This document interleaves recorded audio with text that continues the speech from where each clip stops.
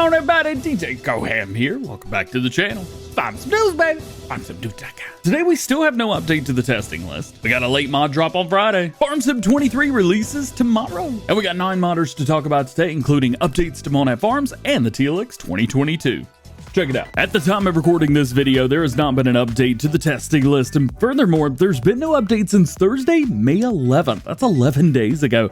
I'm not sure what's going on, but I really hope we get more updates to the list soon. Speaking of missing stuff, there were a few late mods that dropped on Friday after the other new mods were released, including the new Valzelli Cubex Slurry Tanker for all platforms, and Green Gold Farm, a new map for PC and Mac players. Since they came out after the new mod video dropped, I will be including them in the next one, so keep a lookout for that. We are one day away from the release of Farming Simulator 23 for Nintendo Switch, iOS, and Android devices. With 3 weeks of pre-release content, tons of information, and lots of posts, pretty much everything about the game has been found and showcased. But if there's anything you're still wanting to know, please post those in the comments or at the link below, and I'll be doing a special Q&A for Farm Sim 23 tomorrow. That'll probably be released on my second channel as well. Jumping over to Modern News, Mapper's Paradise have an updated list on Monette Farms map, and they say that they're almost ready to go with it. So far, they have new crops, including flax, lentils, and peas. The map includes swathing now. Field 1 has been plowed, Field 5 is smoother,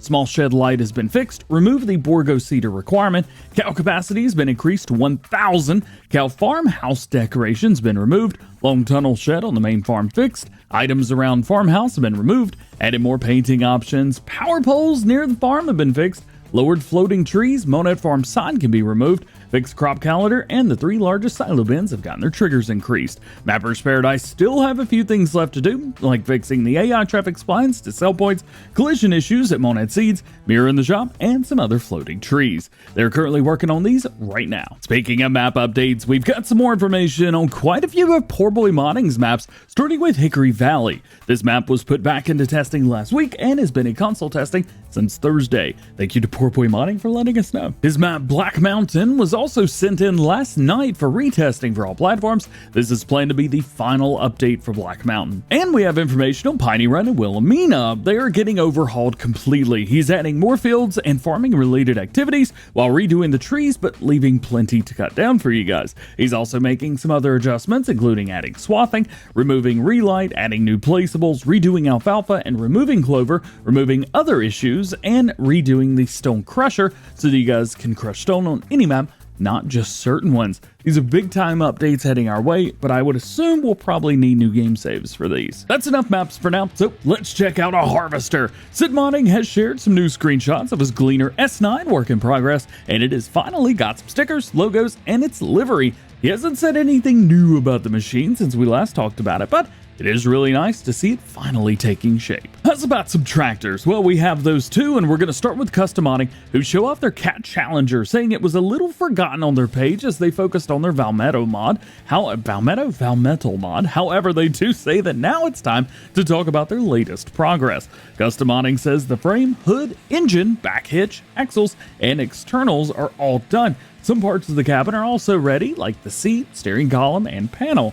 There's still some things to do, like making the side console, upper part of the AC and radio, and some small details to give the final touches. However, they do say that this will be all platforms as well, so keep your eyes peeled as this will be a cat for all platforms for Custom Modding. There's also another tractor to talk about, but it's a little bit smaller, the Massey Ferguson 600 series from Blue Wagon Modding.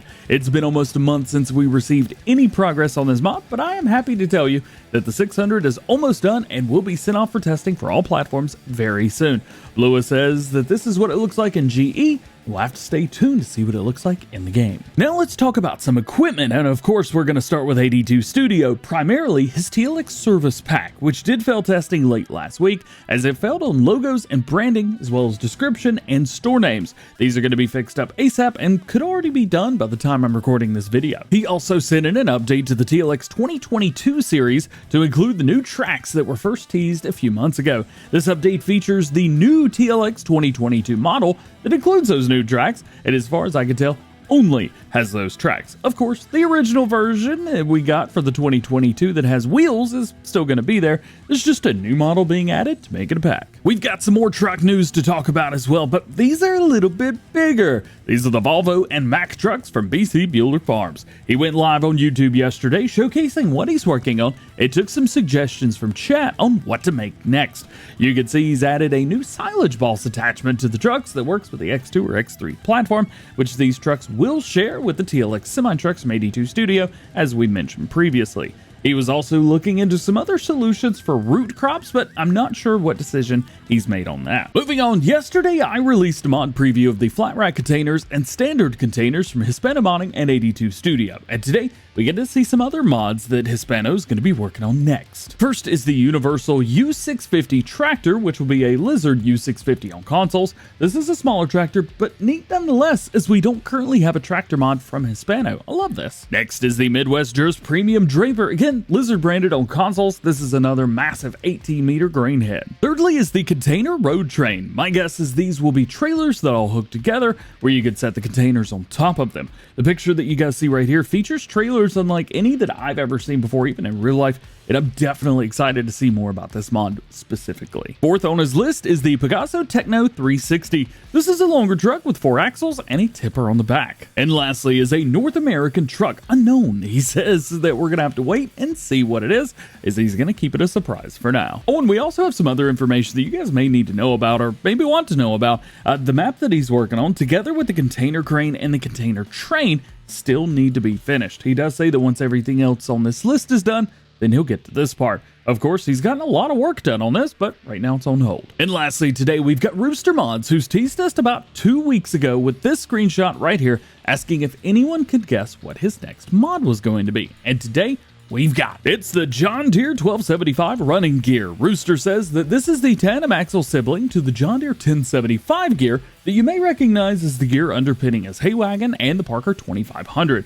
This new gear, with an additional 4,000 pounds of capacity, opens up opportunities to make even more wagons. And this segue to the outro opens up opportunities to tell you that just like every episode of Farm Sim News, links to everything we talked about today can be found in the description. And I think you could check out this entire video in the form of a news article on farmsimnews.com. I don't think Yost is home today, so we'll find out. Remember, there's no release dates for mods, so no one knows when any mod's going to be released. And if I didn't talk about something that you want to know about, that just simply means that there's no new information on that topic at the time of recording this video. So make sure you guys stay tuned to the channel for updated information on everything that you need to know about going on in the world of Farming Simulator. Well guys, that's it for today. Hope you enjoyed the video. If you did, drop a like on it. Get subscribed if you're new and join the GoHam fam. Make sure your notification bells are on as well. That way you never miss daily Farming Simulator videos here on the channel.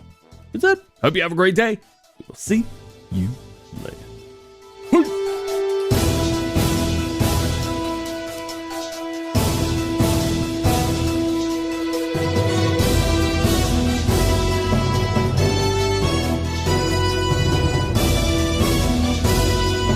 Mondays are always awkward. I gotta get used to talking to myself into a camera again. It's kind of awkward.